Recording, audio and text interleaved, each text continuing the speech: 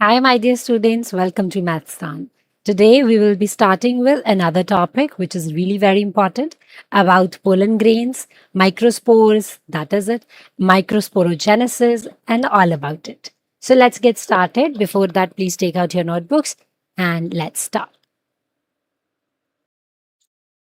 So, my dear students, before we actually start with the things related to pollens और वो सब, उससे पहले हमें पहले स्टडी करना पड़ेगा कि पोलन्स जो हैं वो मेल्स में पर्टिकुलरली मेल्स में हाँ मतलब फ्लावर है अगर आपका स्ट्रक्चर तो उसके कौन से पार्ट को हम बोलेंगे okay how it appears so flower जो है स्पेशलाइज शूट होती है रिप्रोडक्टिव पार्ट होता है प्लांट का ठीक है वो डिटर्मिनेट भी हो सकता है और इनडिटर्मिनेट भी हो सकता है okay now the question comes up कि फ्लावर जो है वो डिटर्मिनेट और इनडिटर्मिनेट होने का क्या मतलब है तो माय डियर स्टूडेंट्स जब भी मैं बात करती हूँ ना फ्लावर की कि फ्लावर डिटर्मिनेट है इसका मतलब क्या होता है इसका मतलब सिंपल है कि जो मेन स्टेम है वो ग्रो कर रही है मेन स्टेम ग्रो करके एक फ्लावर बना रही है बिल्कुल ऊपर फ्लावर बन रहा है फ्लावर बड ठीक है तो ओल्डेस्ट फ्लावर जो होता है वो सेंटर में होता है ठीक है जब मैं बात करती हूँ इनडिटर्मिनेट की तो it is reverse of it तो बेसिकली ये क्या है ये टाइप्स ऑफ इनफ्लोरेसेंस है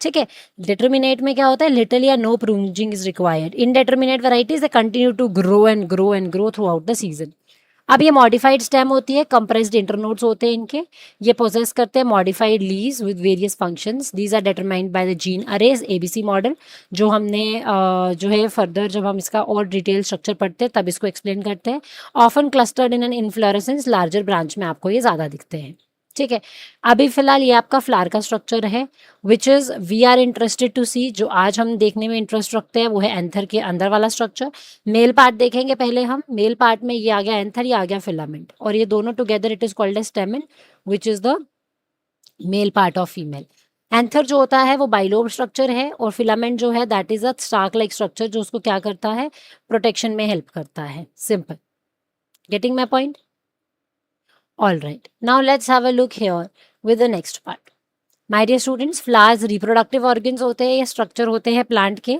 और मोस्ट ऑफ द फ्लावर्स जो होते हैं वो हर्माफ्रोडाइट होते हैं मतलब हर्माफ्रोडाइट का मतलब है कि इसमें दोनों मेल और फीमेल दोनों पार्ट्स इसमें प्रेजेंट होते हैं ठीक है सेक्स ऑर्गन दोनों प्रेजेंट है तो इसको हम बाइसेक्सुअल भी बोल सकते हैं अब यहाँ देखें फ्लावर में स्टेमन कंसीडर किया जाता है as the male reproductive organ हर एक स्टेमन के पास एक फिलामेंट और एक एंथर होता है एंथर जो है मोनोथीकस भी हो सकता है डाइथीकस भी हो सकता है ठीक है मोनोथीकस का मतलब क्या है कि एंथर क्या कर सो मोनोथीकस हुआ जिसमें थीका कितना है एक ही है तो वो मोनोथीकस भी हो सकता है और डायथीकस भी हो सकता है ठीक है now let us have a look here with the next one so मैंने जब स्टेमिन की बात की तो as I said my dear students कि स्टेमिन जो है वो क्या है वो मेल रिप्रोडक्टिव पार्ट है ठीक है ऑर्गन है कलेक्टिवली बहुत सारे स्टेमिन जो होते हैं उनको हम एंड्रोशियम बोलते हैं स्टेमिन के दो पार्ट्स होते हैं एक होता है एंथर एक होता है फिलामेंट ठीक है जो एंथर होता है ना that is kind of bilobe structure अगर आप ध्यान से देखें तो लॉब्यूलर है दो लोब्स बनी हुई है इसमें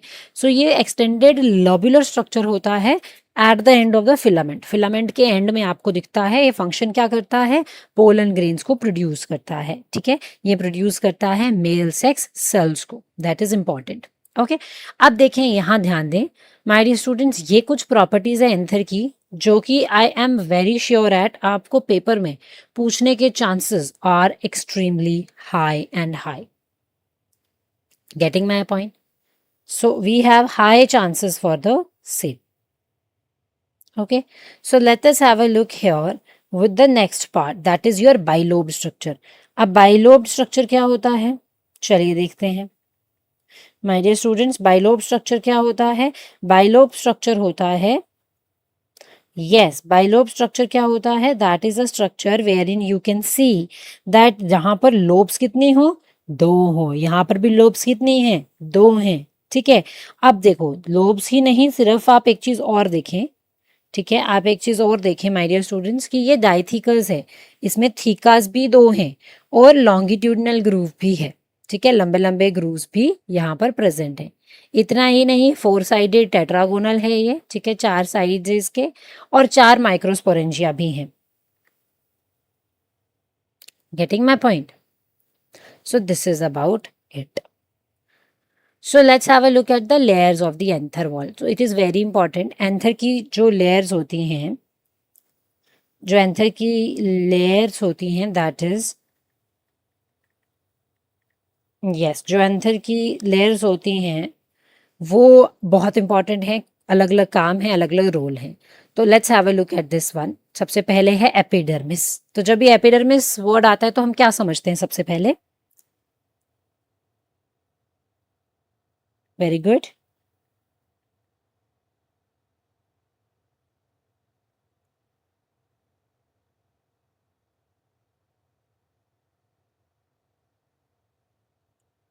सो एपिडर्मिस होता है, एंडोथीकियम होता है, मिडल लेयर्स होती हैं, फिर एमएमसी आता है एंड टेपिटम भी होता है. ठीक है.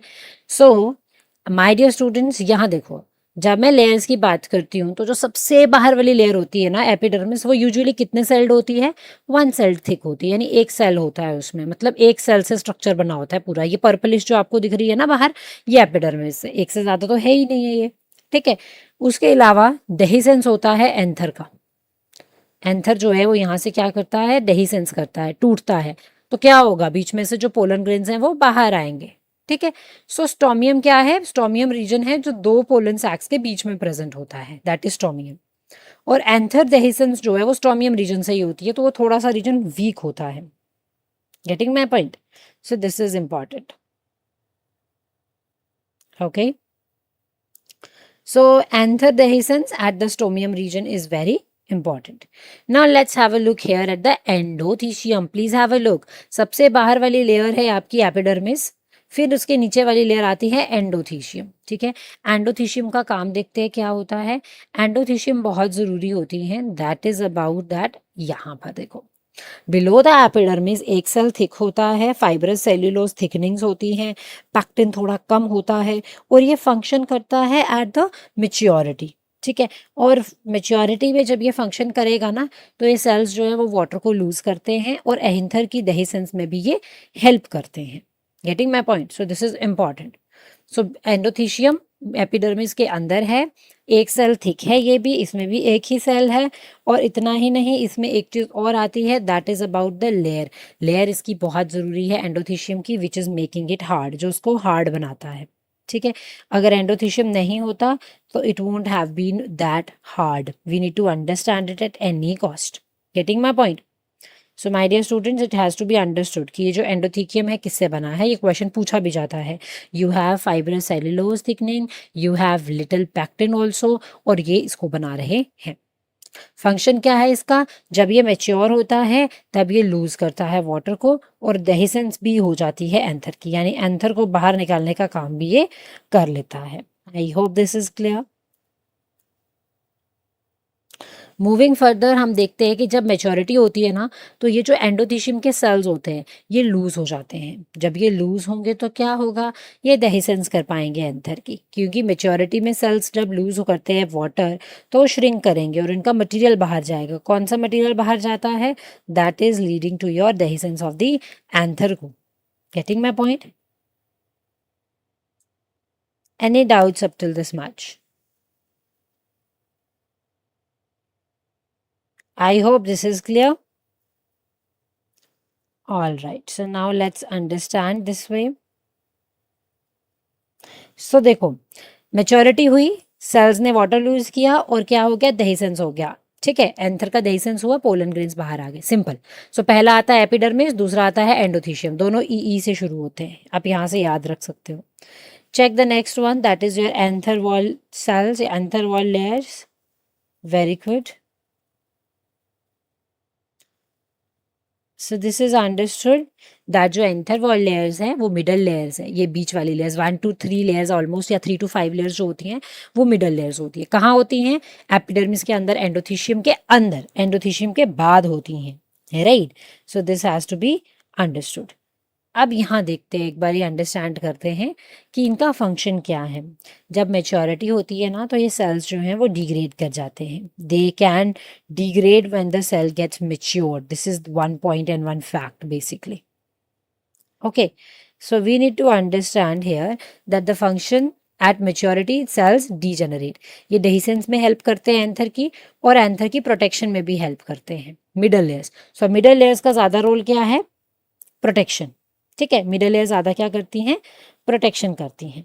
Now let's have a look here with the next part. My dear students, I hope things are getting clear. अगर आप ध्यान से सुन रहे हैं और आपको जो जो पॉइंट्स इंपॉर्टेंट लग रहे हैं और अगर आप नोट कर रहे हैं ना, there is nothing more good and better than that, please understand. Okay, so you have to do in that way only. All right, now let's have a look here. जो टेपिटम होता है that is what? That is some specialised layer of nutritive cells, जो कहाँ आपको मिलते हैं? जो आपको मिलते हैं स्पोरोजिनस टिश्यू के पास और एंथर वॉल के बीच में। ठीक है, क्या काम होगा टेपिटम का? जैसे ही नाम टेपिटम का मैं सुनती हूँ ना, मुझे बस एक ही याद आती है चीज़ की, that is nutrition, nutrition, nutrition. Okay, so nutrition is really important. ठीक है, nutrition, nutrition, nutrition, we need to understand here that it is your nutrition that helps, that is your tapetum sporogenous tissue और anther wall के बीच में कहीं centre में present है। और इसमें क्या है? Anther of the flowering plant के बीच में प्रेजेंट है।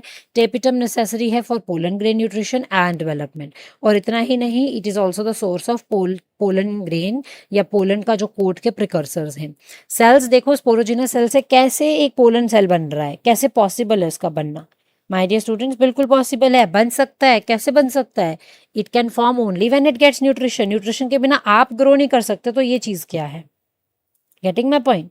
So you have to understand that things like these can work only if you have enough things, है ना? न्यूट्रिशन होना जरूरी है, नहीं तो कैसे काम चलेगा? So have a look here.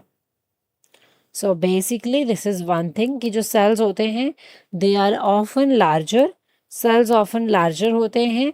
और ये क्या करते हैं? ऑफन इनमें एक न्यूक्लियस होता है पर सेल में, लेकिन इतना ही नहीं, इनके अंदर जो साइटोप्लाज्म है ना वो इनफ होता है, अच्छा होता है, अच्छा खासा होता है, which helps it a lot. ठीक है, इनको बहुत हेल्प मिलती है उसकी वजह से।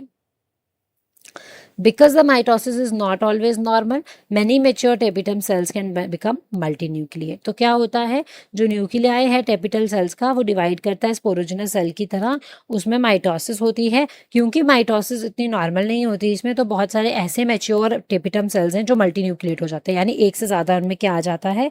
न्यूक्लियस आ जाता है, right?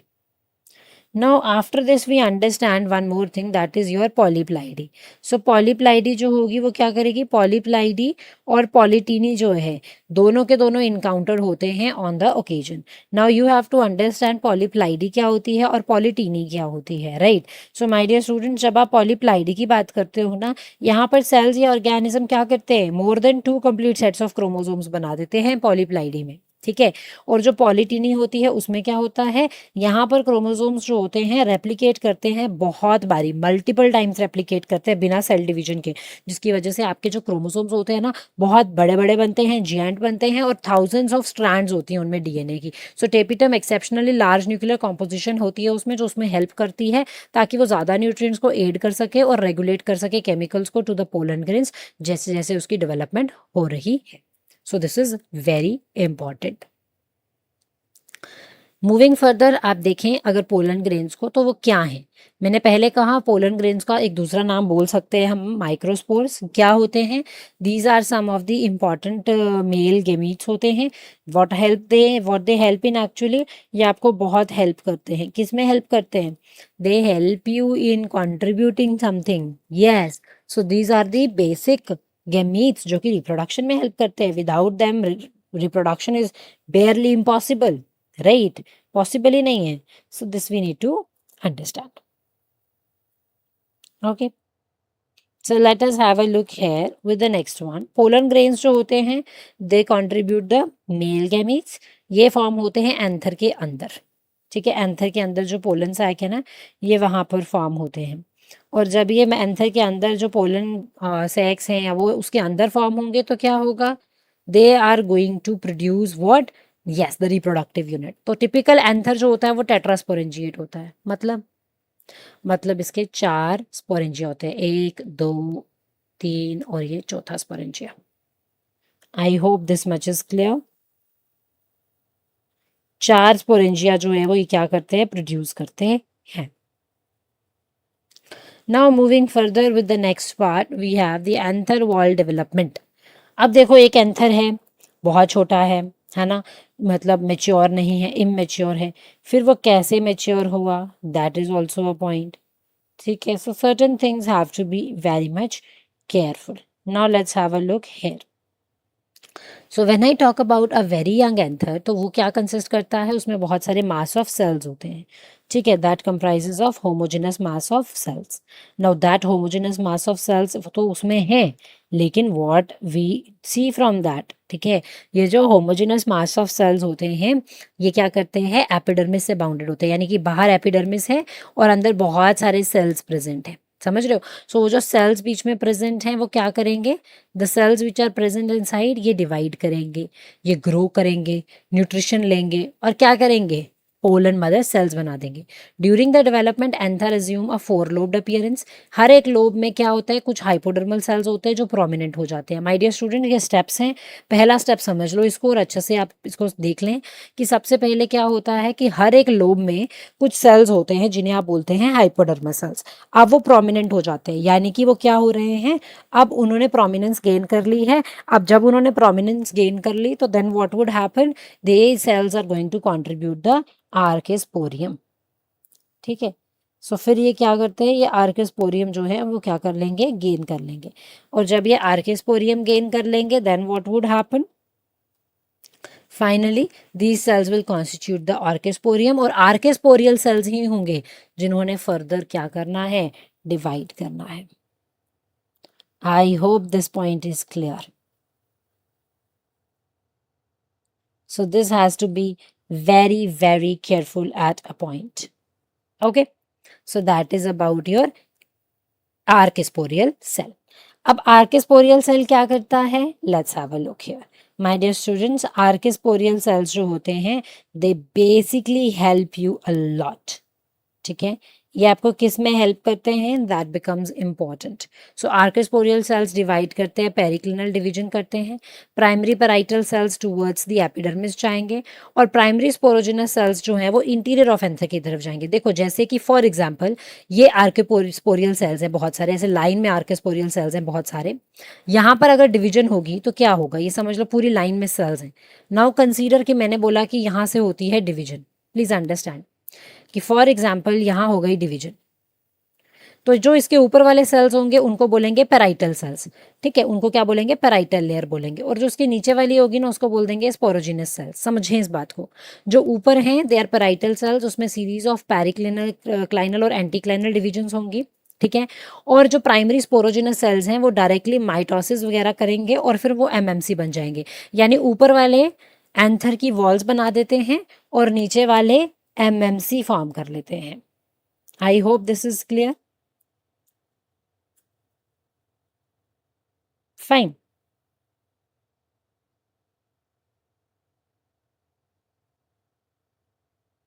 I hope this is clear.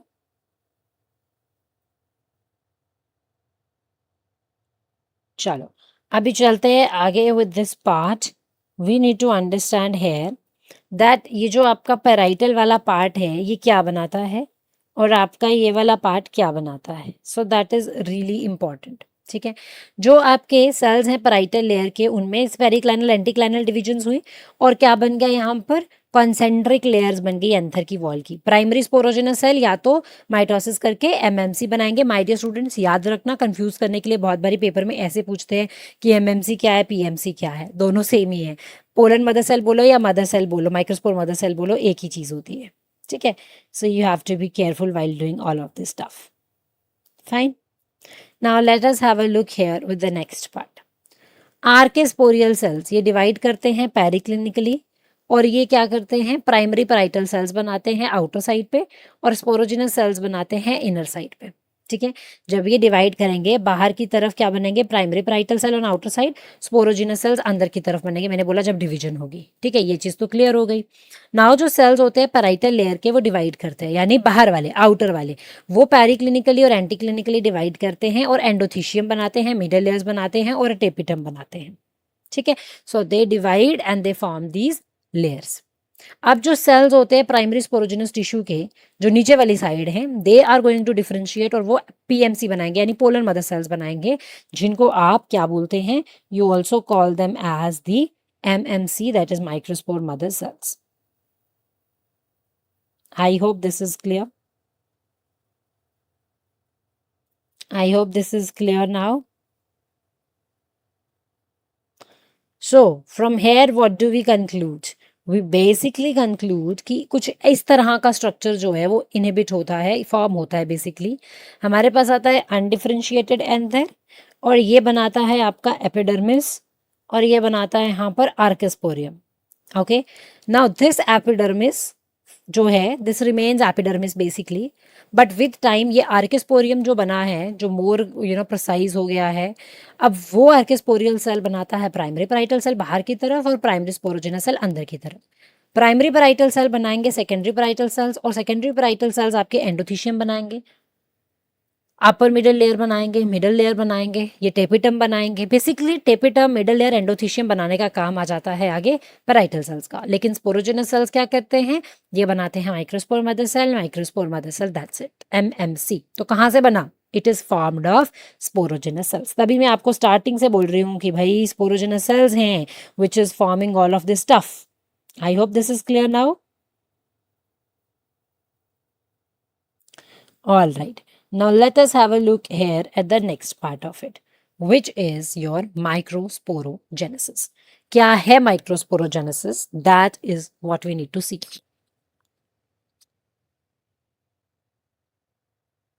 Microsporogenesis क्या होता है, तो माइक्रोस्पोरोजेनेसिस क्या है, formation and differentiation of microspore. जब आपका माइक्रोस्पोर जो है वो फॉर्म होता है और डिफरेंशिएट करता है तो बनता है माइक्रोस्पोर. इस प्रोसेस को बोलते हैं microsporogenesis. Microsporogenesis is the formation and differentiation of microspore, that is microsporogenesis. आपके कुछ स्पोरोजिनस टिश्यू होते हैं अंदर, वो स्पोरोजिनस जो टिश्यूज हैं वो सेल से बने हुए हैं जो डिप्लॉयड नेचर का है.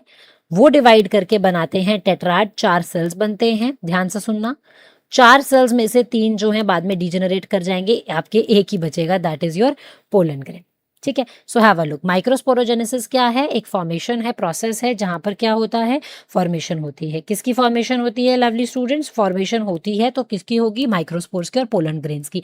कैसे होगी, सो आपका स्पोरोजिनस सेल है वो डिप्लॉयड है, वो डिवाइड करता है माइक्रोस्पोर टेट्राड में, and then what it forms, जब ये टेट्राड बनेगा 4 माइक्रोस्पोर्स बनते हैं, उसमें से एक जो होता है वो क्या बनता है, one is the one which is actually active, बाकी सारे इनएक्टिव होते हैं, डिग्रेड डिजेनरेट कर देते हैं.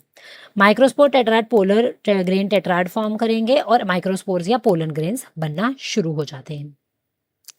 अब हमें देखना है एक प्रॉपर स्ट्रक्चर पोलन ग्रेन का, माइक्रोस्पोर का, which is really important. Have a look here.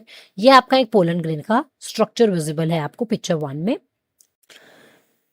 So if you visualize the structure of the pollen grain, what would you observe? My dear students, बहुत ध्यान से देखेंगे इस स्ट्रक्चर को. सबसे पहले आप देखेंगे कि ये पोलन ग्रेन का स्ट्रक्चर है और इसमें डबल लेयर आपको दिख रही होगी. बेसिकली बाहर वाली जो लेयर होती है उसको बोलते हैं एक्साइन, अंदर वाली लेयर को बोलते हैं एंटाइन. अंदर आपको न्यूक्लियर दिखेंगे, 2 न्यूक्लियस दिखेंगे क्योंकि 2 सेल्स हैं अंदर, और यहाँ पर सेलुलोज की थिकनिंग और या कुछ पोर्स भी दिखेंगे जहाँ से इसको बाहर आना है बेसिकली. ठीक है, पोलन ट्यूब जहाँ से निकलेगी वगैरह. तो इसके अंदर 2 सेल्स हैं क्योंकि 2 न्यूक्लियस हैं. ये देखो, एक सेल ये वाला है और दूसरा सेल ये वाला बड़ा वाला है. ठीक है, so one is vegetative cell, another one is generative cell. Very important. Generative cell spindle shaped होता है, वेजिटेटिव सेल के पास ज्यादा क्या रहता है, साइटोप्लाज्म रहता है, डेंस साइटोप्लाज्म रहता है. चलिए आप इसको देख लेते हैं. So my dear students, microspores क्या है, पोलन ग्रेन्स है. मैं स्टार्टिंग से ये बात कह रही हूँ, प्लीज कंफ्यूज नहीं होना. माइक्रोस्पोरोजेनेसिस प्रोसेस है, माइक्रोस्पोर्स पोलन है, माइक्रो स्पोरेंजिया जो है वो सैक है जिसके अंदर पोलन ग्रेन्स बनते हैं. ठीक है, तो अगर आप छोटी छोटी चीजें भी नोटिस करोगे, अच्छे से पढ़ रहे हो, इसको समझ रहे हो, तो it is easy for us to remember it on a longer run also. ठीक है, सो अभी हम इसको ध्यान दें तो we will understand one important fact and thing कि जो पोलन ग्रेन्स हैं वो किसके अंदर बनते हैं, सैक के अंदर बनते हैं. सैक का नाम क्या है, सैक का नाम क्या है माय डियर स्टूडेंट, सैक का नाम होता है माइक्रोस्पोरेंजिया. क्या नाम होता है, microsporangia. Okay, so you have to remember that it is something like very important. Okay, चलिए, अब यहाँ देखते हैं कि माइक्रोस्पोरेंजिया जो है वो डेवलप होता है, कॉर्नर्स में आपको मिलेगा एंथर के, और 4 लोब होता है। डाइथीकस बोलते हैं हम उसको, 2 थीका है ना? टेट्राड की फॉर्म में प्रेजेंट है। तो बेसिकली ये कुछ इस तरह से प्रेजेंट रहता है। अब अगर हम फर्दर देखें यहाँ पर, तो we would definitely understand one thing very clearly, and that one thing goes to be like आपके जो यंग एंथर्स होते हैं ना, मोर और लेस ऑब्लॉन्ग नेचर के होते हैं। Their shape is oblong in section और homogenous mass of meristematic cell से बने होते हैं। मेरिस्टेमेटिक सेल्स जिनके अंदर इंटरसेलुलर स्पेस नहीं है, 2 सेल्स के बीच में स्पेस नहीं है, they are very tight. Meristematic cells क्या होते हैं? These are those cells which are basically the ones जो क्या करते हैं, शाबाश, ये वो वाले सेल्स होते हैं माइक्रोस्पोरेंजियस, ये मेरिस्टेमेटिक सेल्स जो कीप ऑन डिवाइडिंग, जो डिवाइड करते रहते हैं ऑलवेज, ठीक है? These are those kind of cells. Now moving further we have with further development, जो एंथर होता है वो 4 लोब्ड बन जाता है, ठीक है? डेवलप करता है, ये इंटरसेलुलर स्पेस नहीं है, बहुत सारी डेवलपमेंट होती है, तो एंथर 4 लोब्स का बन जाता है, ठीक है? इतना ही नहीं, आउटर लेयर एंथर को क्या बोलते हैं हम उसको? आउटर लेयर को हम बोलते हैं एपिडर्मिस। ओके, आउटर लेयर को हम बोलते हैं epidermis. So this is important. Now coming up to this part, we have to know कि जो आउटर लेयर होती है एंथर की, वो एपिडर्मिस है। एपिडर्मिस के नीचे हर एक कॉर्नर में कुछ सेल्स हैं जो डिफ्रेंशिएट होते हैं दूसरों से, क्योंकि डेंस प्रोटोप्लाज्म होता है। प्रोटोप्लाज्म क्या होता है? Nucleus plus cytoplasm. So nucleus plus cytoplasm is protoplasm. Otherwise protoplasm जो होता है वो बहुत ज़्यादा डिफरेंट होता है if you compare it with the cytoplasm, ठीक है? साइटोप्लाज्म में सिर्फ आप जेल लाइक स्ट्रक्चर देखते हो, प्रोटोप्लाज्म में आप जेल लाइक स्ट्रक्चर भी देखते हो और आप क्या देखते हो वहां पर? न्यूक्लियस को भी देखते हो। So you see 2 different things here. I hope this is clear.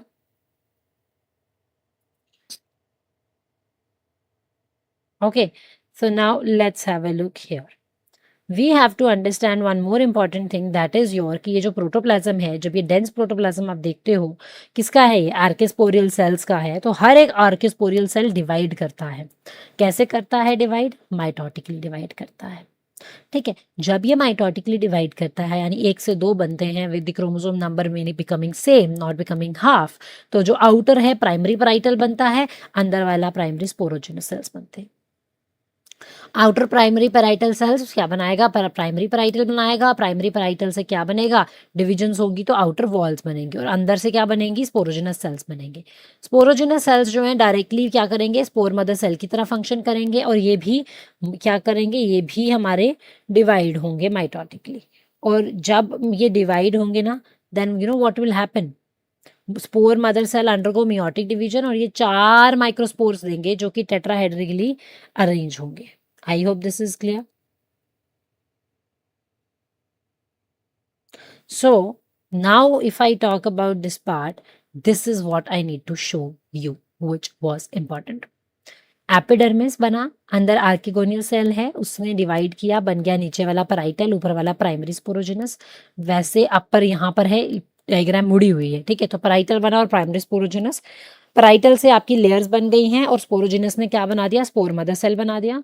Spore mother cell से क्या होगा? स्पोर मदर सेल जो है वो डिवाइड करेगा, and what it will form? It will form your spore mother cell will form your pollen grain, ठीक है? अब पोलन ग्रेन कैसे बनेगा, फिर वो कैसे डेहिसेंस करके यहाँ से बाहर निकलेंगे, that all we have to basically see. But this I am damn sure वो upper part is clear to every one of you. चलिए, अब देखिए अलग अलग स्टेज ऑफ डेवलपमेंट माइक्रोस्पोर की एमएमसी से। सबसे पहले ये रहा एक एमएमसी, ठीक है? एमएमसी की डायड स्टेज हुई, एक माइटोसिस हुई, 2 बन गए, दूसरी माइटोसिस हुई, 4 बन गए, ठीक है? उसके बाद क्लीवेज होगी प्रोटोप्लाज्म की, तो क्या हो गया? अपने अपने ये पोलन ग्रेन्स बन गए, एंड फाइनली पोलन ग्रेन्स जो हैं उनके पास एक्साइन इंटाइन भी आना शुरू हो गया।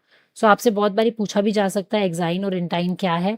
तो एक्साइन और इंटाइन कुछ नहीं है, लेयर्स हैं, हार्ड लेयर्स हैं जो प्रोटेक्शन की तरह काम कर रही हैं। ये आपका एक प्रॉपर स्ट्रक्चर है माइक्रोगेमिटोजेनेसिस का, और जहां पर ये आ गया माइक्रोस्पोरोजेनेसिस का। सबसे पहले मियोसिस 1 होती है, फिर 2 होती है। अब याद रखेंगे मियोसिस 1 हमेशा रिडक्शनल होती है, और मियोसिस 2 हमेशा इक्वेशनल होती है। That has to be taken care of, it is important. I hope this is clear. I hope this is clear now. All right. So let's have a look here with the next part, my dear students, which is about basically ये देखिए, callose की अगर मैं बात करूं, वो cell wall का एक इंपॉर्टेंट कंपोनेंट है जो प्लांट्स आपके हायर प्लांट्स होते हैं उनमें, ठीक है. That is a very important part basically. Now, when we talk about this important part, we have to take care of one important aspect. And you know what it is? Generally exist in small quantities in structurally different plant tissues. Individual properties होती हैं जैसे impermeability high होना, rapid synthesis कर पाना, degrade आसानी से कर पाना. कैलोज को आइडेंटिफाई कर सकते हैं हम एक एलिमेंट को यूज करके, aniline blue by fluorescence microscope. ये क्वेश्चन आया हुआ है पहले भी. Okay, so you have to be careful. Now let's have a look here with the next important part, which is your this one. Callose deposition check करो. ठीक है, ये आप लिख सकते हैं, कहीं लिखना चाहें एनालिन ब्लू है जिससे आप कैलोज को आइडेंटिफाई कर सकते हो. ये क्योंकि एग्जाम में आया हुआ है तो chances become high to be asked. Okay, so you can just check it out. All right. Now let's have a look here with the next one. That is, my dear students, callose synthesis and enzyme formation and pollen viability. ये आपको अलग अलग diagrams बताई हुई हैं, pictures, ये आपको graphs बताए हुए हैं, इलेक्ट्रोग्राफ्स, जो आपको हेल्प करेंगे ये जानने के लिए that how all of these can have an important role to play. Okay, so basically we need to just have a look at that your developing pollen mother cells क्या क्या एक्ट करते हैं, microspores कैसे act करते हैं. Basically anthers जो हैं वो म्यूटेंट टाइप में श्रंक हो जाते हैं, where pollens are non viable due to lack of deposition of callose wall. अगर कैलोज वॉल की डिपोजिशन ना हो तो you know what will happen, there will be huge damage to the anthers क्योंकि वो shrink हो जाएंगे. And if they get shrink, then obviously you have a lot of damage incurring too. Okay, so that is one such point. So just have a look here with the next part, which is your callose deposition. So जो anthers develop हो रहे हैं, in developing anthers, okay, what do we need to see कि developing anthers जो होते हैं angiosperms में, वहाँ पर आपके जो माइक्रोस्पोरोसाइट्स हैं वो सिंथेसाइज करते हैं स्पेशली टेम्परेरी सेल वॉल जो कैलोज कंसिस्ट करता है. कैलोज कौन सा? AB13 linked glucan. ठीक है, और ये कहाँ पर प्रेजेंट है? Between the primary cell wall and plasma membrane. Callose continue होता रहता है, डिपॉजिट करता रहता है जब माइटोटिक डिवीजन हो रही है तब भी, और eventually what does it lead to? Eventually ये इनक्लोज करता है माइक्रोस्पोर टेट्राड को एंड थिक कैलोज की वॉल को ये फॉर्म भी करता है. Okay, further if I say about this part, we need to take care of this that callosynthesis का vital function होता है कि वो properly sculptured exine बनाए. अगर exine proper नहीं होगा तो क्या protection proper हो पाएगी? नहीं हो पाएगी. No way, not possible at all. So this is only the thing which we actually believe in to have. Okay, so you just need to have a look here that the sculptured exine अगर आपको चाहिए तो integrity के लिए आपको pollen की viability तो चाहिए ही होगी. ठीक है, that is ultimate requirement. No, not only this, we need to have just one look as well. That is about the callose wall that can also function as molecular filter. ठीक है, ये molecular filter की तरह भी काम करता है जो कि प्रोटेक्ट करेगा डेवलपिंग माइक्रोस्पोर्स को from the influence of the surrounding diploid tissues. So it is really important. Now ये प्रोवाइड करता है physical barrier that may help prevent premature swelling and microspore की बर्स्टिंग को भी प्रिवेंट करता है. तो ये सब फंक्शन कैलोज के हैं. कैलोज नहीं बनता, सिंथेसिस नहीं हो पाएगी, what will happen ultimately? Exine proper नहीं बनेगा, स्वेलिंग प्रीमेच्योर स्वेलिंग हो जाएगी, फिजिकल बैरियर हो प्रोवाइड कर लेगा वो, तो एक्टिविटी जो है वो इन्हांस होने की बजाय और ज़्यादा डिक्लाइन करेगी या कम हो जाएगी. Coming to the next one which is basically about the callase activity जो कैलेज की है एंथर्स में वो क्या होती है? वो कम होती है. ठीक है, सो इट इज़ लेस, लो क्यों? फर्स्ट मियोटिक डिवीजन की वजह से, बट वो इंक्रीज करती है रैपिडली जैसे जैसे सेकेंड मियोटिक डिवीजन शुरू होती है। तो कैलोज की जो कैलेज वॉल है, कैलोज वॉल है, वो डिग्रेड होगी, माइक्रोस्पोर्स रिलीज होंगे लॉक्यूलर स्पेस में। तो आपको ध्यान रखना है कैलोज की सिंथेसिस, कैलोज का प्रॉपर बनना इज वेरी इंपॉर्टेंट। ओके, तो अगर हम यहाँ पर ध्यान दें about this part, we would have to see what is callose. So basically callose जो है वो मैंने आपको पहले बता दिया, β13 लिंक्ड होमोपॉलीमर है ग्लूकोज का। इसमें बहुत सारी ब्रांचेस होती है, कुछ 1,6 ब्रांचेस होंगी 1,6 पे, और वाइड स्प्रेड होता है। ग्रीन एल्गे में, हायर प्लांट्स में बहुत मिलेगा, मोनोकॉट्स डाइकोट्स दोनों में मिलेगा आपको। वेल एसोसिएटेड स्ट्रक्चर्स होते हैं इसके, various stages of plant development में आपको ये फॉर्म होता हुआ भी मिलता है। ठीक है, अब अगर इतना आपको समझ आ गया है तो there is one more thing to understand. Okay, there is one more thing we need to have a quick view at. Getting my point? So, what is that quick view which we need to have a look at?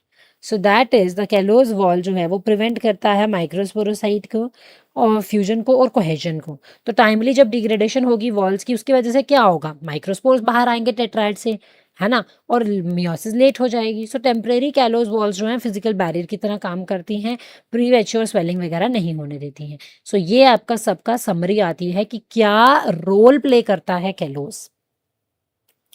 ठीक है, कि callose का role क्या है, what is the role of callose basically. So that is important. Fine. So let me show you this part as well. So when I talk about the one of the important structure that is your callose, so we need to understand कि ये reproductive biology में important role play करता है angiosperms की। callose wall जो है sporozoites को surround करता है और मियोसिस का होती है। बिकॉज ऑफ स्ट्रक्चर ये एक आइसोलेशन बैरियर भी है, ठीक है, जो सील कर देता है आपकी मियोटिक सेल को फ्रॉम दी अनदर। तो बैरियर की तरह भी काम कर रहा है, टेम्परेरी वॉल की तरह काम करता है to prevent the products of the meiosis from cohesion and fusion, and its dissolution results in release of free spores also. It has been proposed that callose wall function as a molecular filter, isolating the developing microspore from the influence of the surrounding diploid tissues. तो ये part मैंने आपको ऊपर explain कर दिया। ठीक है, so it is very very important. ये कुछ डायग्राम्स आपको दी हुई हैं, सॉरी इलेक्ट्रोग्राफ्स दिए हुए हैं, माइक्रोस्कोपिक व्यू दिया हुआ है of these structures basically। कौन कौन सा है? that is your pre-meiosis, early meiosis, later meiosis, and then finally the tetrad formation as well। okay, so let us understand the next one, that is your this part।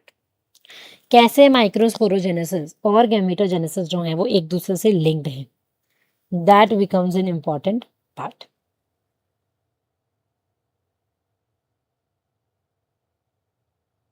Okay, so when I'm talking about the sporogenesis or gametogenesis, my dear students, so it has to be understood that we have basic thing to work with, that is your sporogenesis and gametogenesis। Microspores, the pollen grain, which is the first cell of the male gametophyte, contains only one haploid nucleus। Is that true? Of course it is true, with no doubt। Okay, now, when I talk about this part, we need to have one more look at it, that microspore जो होते हैं वो pollen grains जो हैं वो पहले sales हैं mail gametophyte के, जो कि वन हैप्लॉइड न्यूक्लियस कंटेन करते हैं। पोलन ग्रेन्स की दो वॉल्स होती हैं, which is your outer exine और एक्साइन। एक होती है आउटर एक्साइन जो फर्दर डिफरेंशिएट होती है दो रीजन्स में, आउटर सेक्साइन और इंटर नेक्साइन, और इंटर एंटाइन होती है। माय डियर स्टूडेंट्स, ये फर्दर टू टाइप्स आपको याद रखने हैं। अगर मुझे आपको सिंपल ही पढ़ाना है बिल्कुल, तो फिर आप 12th क्लास का लेक्चर देखते, है ना। हमें थोड़ा सा एक्स्ट्रा करना है विद रिस्पेक्ट टू, हमें अपने लेवल के हिसाब से करना है। So we would have to do it, हमें ये करना पड़ेगा। Okay, so we need to take care of this part. Getting my point? Now let's have a look here. During the early stage of development, it remains within the microsporangium।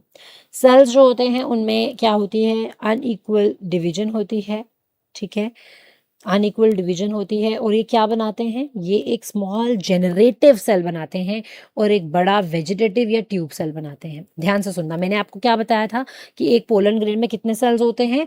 Basically 2 cells होते हैं। Number 1 is a vegetative cell और दूसरा generative cell होता है। Remember? So when I talk about this generative cell or vegetative cell, what's that? I'll tell you. See, the cells undergo the unequal division and forms generative cell, और large वाला vegetative cell है जिसका दूसरा नाम tube cell भी है. अब initially क्या होता है, जनरेटिव सेल जो है वो remain lying at one corner of the spore cell. Okay, so within the short time it gets detached and becomes ellipsoid or fusiform in shape. तभी मैंने आपको कहा था इसकी शेप अलग होती है. I said right. So that is one point, and it remains suspended in the cytoplasm. Cytoplasm में सस्पेंडेड रहता है वेजिटेटिव सेल, और क्या रहता है, टू सेल स्टेज होता है, यानी वेजिटेटिव सेल भी है और जनरेटिव सेल भी होता है. So within short time ये डिटैच हो जाता है. Okay, within short time it gets detached basically. And जब ये डिटैच हो जाएगा तो क्या होगा, जब ये डिटैच होता है तो आपके दो सेल्स राइज होते हैं, टू इलिप्सॉइड और लेंटिकुलर या स्फेरिकल सेल्स बनते हैं. तो मेल गैमीट में 3 स्टेज होती हैं, 3 सेल स्टेज मिलेगी आपको, 2 मेल गैमीट्स मिलेंगे और एक वेजिटेटिव सेल मिलेगा, क्योंकि जनरेटिव सेल ने डिवाइड करना है, वो डिवाइड करेगा. Okay, I hope this point is clear. अब एक पॉइंट आता है विच इज एसोसिएटेड विद माइक्रोगेमिटोजेनेसिस. जब भी टर्म माइक्रो आती है ना तो हम कुछ और रिलेट करते हैं इसके साथ. माइक्रो का मतलब होता है लाइक काइंड ऑफ, हाँ, माइक्रो मतलब छोटा, ठीक है. तो माइक्रोस्पोरोजेनेसिस की अगर मैं बात करूं तो we need to understand that microsporogenesis, microgametogenesis एक प्रोसेस है प्लांट रिप्रोडक्शन में, जहां पर एक माइक्रोगेमिटोफाइट डेवलप करता है, एक पोलन ग्रेन बनाता है, ठीक है. और पोलन ग्रेन का क्या बनाएगा, 3 सेल स्ट्रक्चर बना देगा. फ्लावरिंग प्लांट में एमएमसी जो है वो इनसाइड दी एंथर बनता है प्लांट के, तो it is going to turn into the same. सो जब माइक्रोगेमिटोफाइट पहले फॉर्म होता है पोलन ग्रेन के अंदर, 4 sets of fertile cells called sporogenous cells are apparent. बड़ा इंपॉर्टेंट पार्ट है ये. These cells are surrounded by a wall of sterile cell called as tapetum, जो कि फूड या नरिशमेंट उसको क्या करेगा, प्रोवाइड करता है. Fine. Then eventually becomes the cell wall, ठीक है, ऑफ द पोलन ग्रेन. ये sets of sporogenous cells eventually diploid MMC बन जाते हैं. इनमें होती है माइक्रोस्पोरोसाइट बोलेंगे, इनमें होती है मियोसिस, 4 माइक्रोस्पोर हैप्लॉयड बनते हैं. फिर माइक्रोस्पोर्स में माइटोसिस होती है, एक ट्यूब सेल और एक जनरेटिव सेल बनता है. जनरेटिव सेल में माइटोसिस होगी, एक और टाइम होगी तो 2 मेल गैमीट्स बनेंगे, इससे आप स्पर्म भी बोल सकते हो, बट हम यहाँ पर मोर प्रोनाउंसली हम इसको पोलन बोलना ज़्यादा प्रेफर करते हैं, ठीक है. So pollen is more preferred over that is a point. I hope this point is clear to every one of you. All right, so let's have a look at the next one. The second division, that is division of generative cell, may take place either in the pollen grain or in the pollen tube, which develops through the germ pore after pollination. My dear students, जब pollination हो जाएगी ना तो एक चीज बड़ी common आपको दिखेगी कि पोलन ट्यूब बन रही है, ठीक है.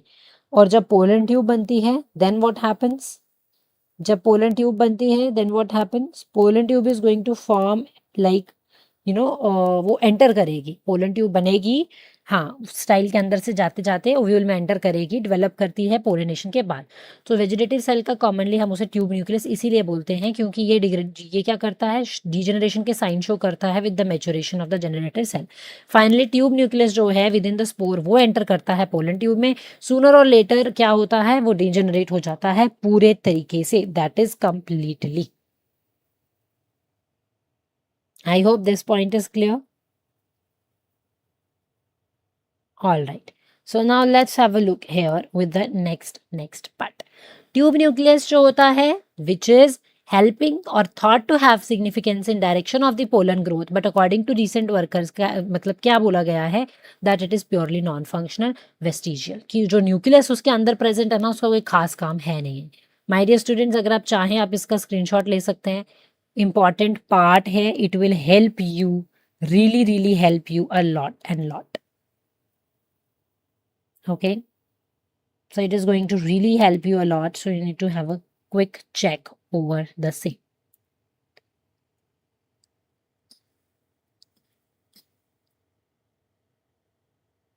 When I talk about this structure, we need to understand कि किस तरह से आपके ये जो टेट्राड स्ट्रक्चर है या ये जो आपके थीका है, डाइथीकस है, इसमें जो सैक्स बने हुए हैं, इसमें क्या क्या डिवीजन हो रही है, किस तरह से माइक्रोस्पोर रिलीज हो रहे हैं, किस तरह से प्रोडक्शन हो रही है, फाइनली जो मैच्योर पोलन है वो कैसे पोलन ट्यूब बना रहा है. Okay, these points have to be really very, very careful. Now let us have a look here with the next thing which is really really important. That is कि किस तरह से ये देखो ये एक स्टिग्मा बताया हुआ है, इसके ऊपर पोलन ग्रेन जब फॉल करता है पोलन ट्यूब बनाता है। इसमें सेल्स देखो वेजिटेटिव सेल है और 2 स्पर्म सेल्स हैं। फिर जब हम फर्टिलाइजेशन पढ़ेंगे तब हम देखेंगे what is the fate of these cells, ये सेल्स आगे क्या फॉर्म करते हैं। Getting my point? Then we have to see all of this stuff at that point also. So my dear students, coming to the final verdict of what we have done basically, तो हमने पढ़ा कि pollen grain क्या है, pollen grain को microspore बोलते हैं, microsporogenesis पढ़ी, किस तरह से टेट्राड बनता है, कैसे पहले रिडक्शनल डिवीजन होती है, मियोसिस 1 होती है, फिर मियोसिस 2 जब होती है किस तरह से वो डिवाइड करते हैं इक्वल मतलब अपना क्रोमोसोम नंबर रख के, ठीक है। फिर हमने पोलन ग्रेन का एक चीज़ और पढ़ा, एंथर के हमने वॉल्स पढ़ी, कौन बनाता है, कैसे बनती हैं, कौन सी डिविजन्स होती हैं। Then we also saw the sporogenous cells, किस तरह से स्पोरोजिनस सेल्स जो हैं वो एक्टिव होके आर्किगोनियल सेल्स बनाते हैं, किस तरह से आपके आर्किगोनियल सेल्स डिवाइड करके स्पोरोजिनस बनाएंगे और फिर वो मतलब सारा प्रोसेस कैसे हो रहा है। तो बेसिक सेल्स जो हैं how they are forming your different cells, sporogenous से आगे पोलन मदर सेल्स बनते हैं, लेकिन स्पोरोजिनस को बनाने वाला कौन है ना, आर्किगोनियल सेल्स हैं। सो बेसिकली न्यूट्रिशन कौन देता है, nutrition is given by tapetum. So all of those things come up under the pollen grain, about the pollen formation and all of it. इसको कहीं जगहों पर स्पर्म भी लिखा गया है, but sperm is more pronounce term which is used in the human parts, ठीक है, in the human male reproductive aspects, ठीक है।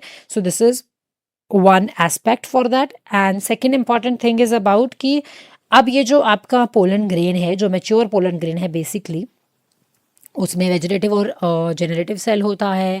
Then which of the two is having more cytoplasm, which of the two is spindle shaped, what function they play in.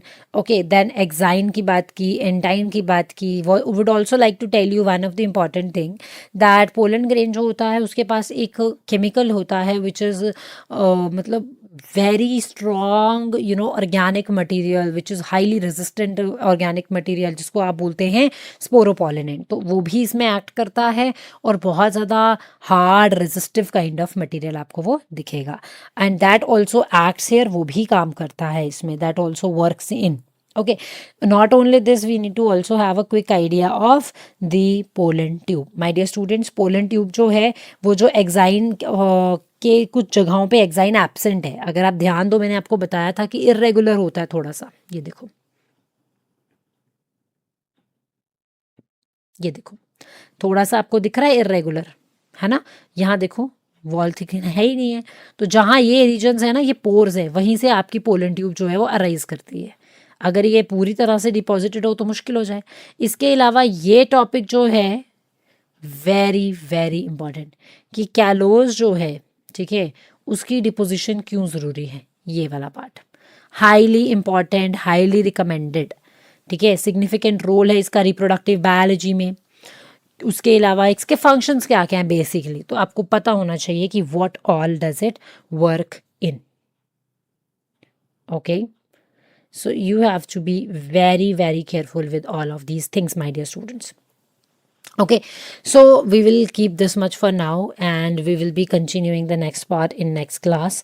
Till then you can, yes, you have to see this part and you have to continue doing the work, and please keep on learning things high, keep your goals high. Not only this, आप topics जो आपको लगता है कि cover नहीं हो पाए हैं वो करिए, ठीक है। तो these are very important parts और बहुत इंपॉर्टेंट एस्पेक्ट्स हैं।